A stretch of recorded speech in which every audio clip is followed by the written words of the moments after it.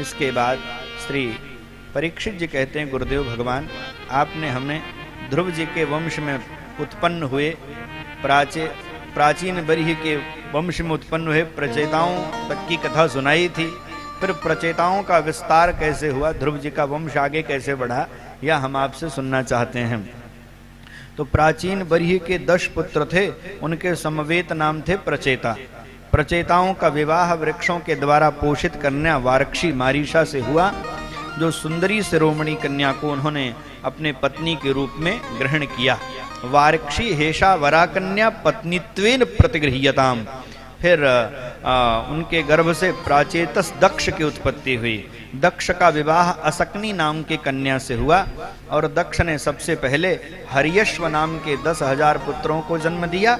बाद में शबलास्व नाम के 1,000 पुत्रों को जन्म दिया असकनी के गर्भ से। तो 11,000 पुत्रों को जन्म दिया।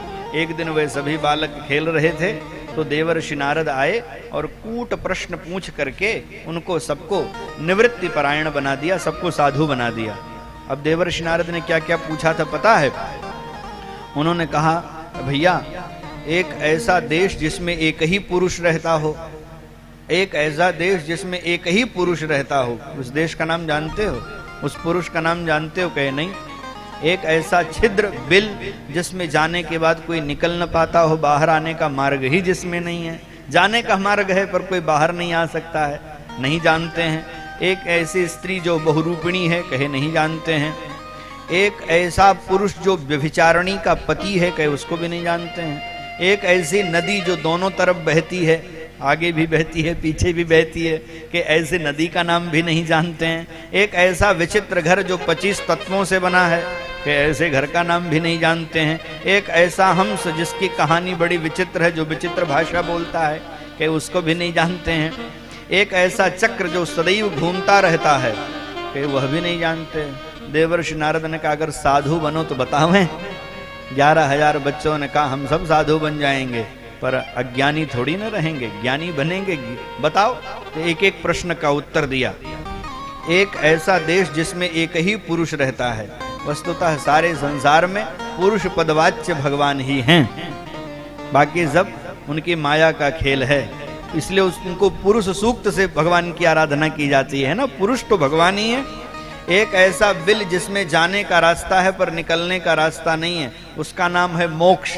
मोक्ष में जाने का तो रास्ता है पर जो जाने के बाद कोई लौट के आता है, यदि गत्वा न निवर्तन्ते तद धाम परमम मम, भगवान ने कहा है।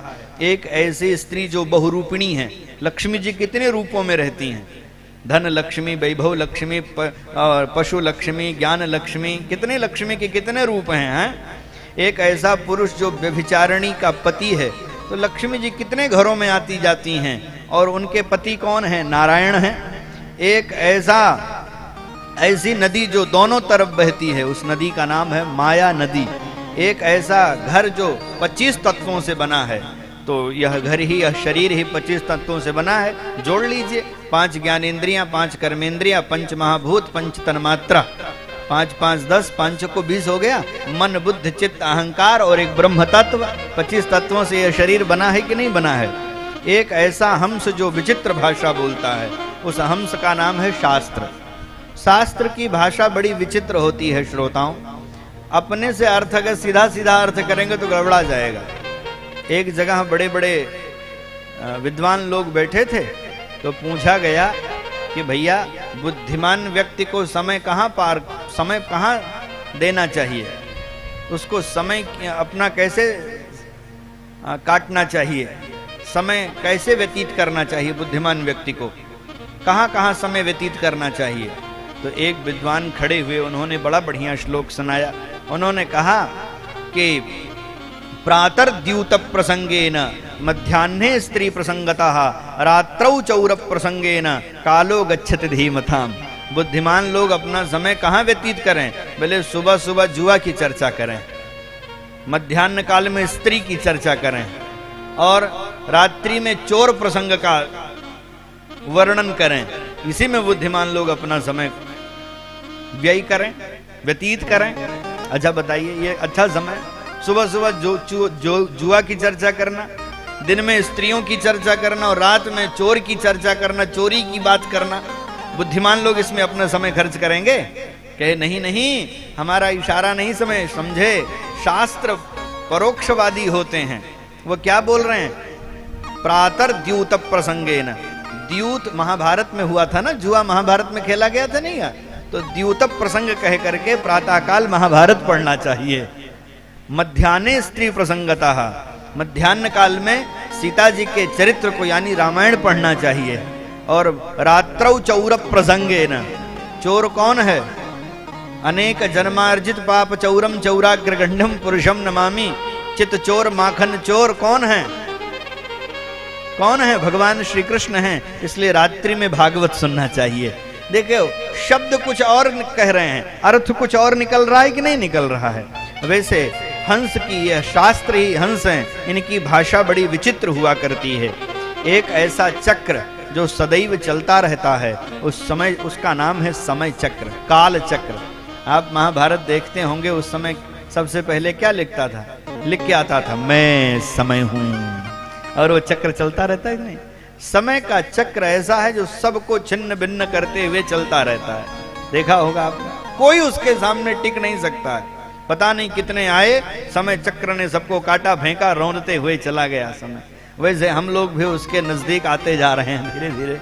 जब समय चक्र नजदीक आ जाएगा तो हमको भी छिन्न भिन्न करके वह चक्र आगे चला जाएगा।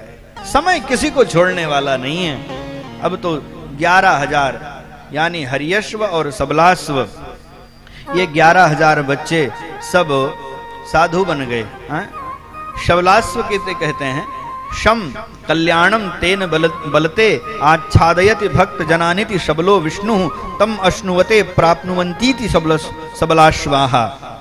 शम कहते हैं कल्याण को, जो अपने भक्तों का कल्याण करते हैं उन्हें सबल कहते हैं। विष्णु ही सबल हैं, उन्हें जो अपने कर्मों से प्राप्त कर ले उसे शबलाश्व कहते हैं। इसी प्रकार से हर्यश्वों का भी अर्थ है। तो हम आपसे निवेदन करें, ये सबलाश्व और हर्यश्व इनको साधु बना दिया।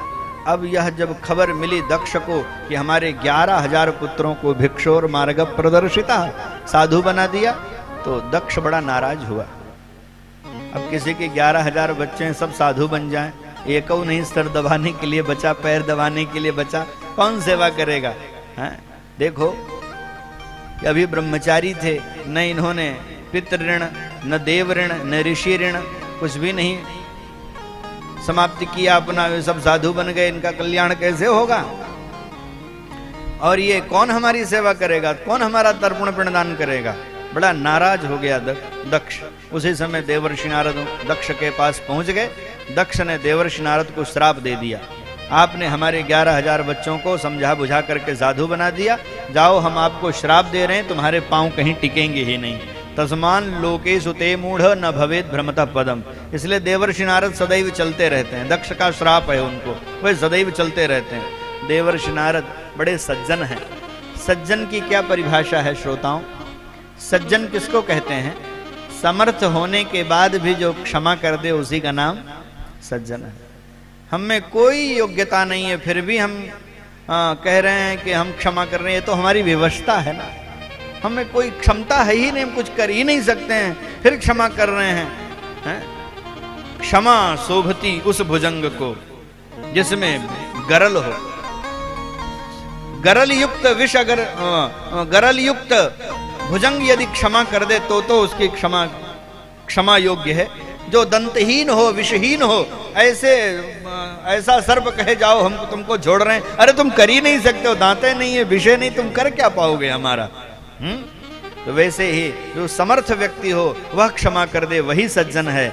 श्री देवर्षि नारद जी बड़े सज्जन हैं। एतावान साधुवादो ही तितीक्षेश्वर स्वयं, बड़े सहनशील हैं वे। समर्थ होने के बाद भी दक्ष के श्राप को स्वीकार कर लिया। चलो वैसे भी साधु को ज्यादा देर कहीं टिकना नहीं चाहिए, अब तो हम चलते रहेंगे, फिरते रहेंगे, ज्यादा लोगों को भगवान का भक्त बनाएंगे और ज्यादा से ज्यादा भगवान के मंगलमय नाम का प्रचार प्रसार करेंगे। श्रीमद् भागवतकार वर्णन करते हैं कि दक्ष ने श्राप दिया, नारद जी ने श्राप स्वीकार किया, और इतना ही नहीं, नारद जी ने श्राप स्वीकार करने के बाद दक्ष को आशीर्वाद भी दिया, जाओ तुम्हारी 60 कन्याएं होंगी, उनसे सारा संसार भर जाएगा और तुम्हारे दिव्य कीर्ति पताका का वह दिव्य प्रचार प्रसार होगा। बोले भक्तवत्सल भगवान की, वृंदावन बिहारी लाल की।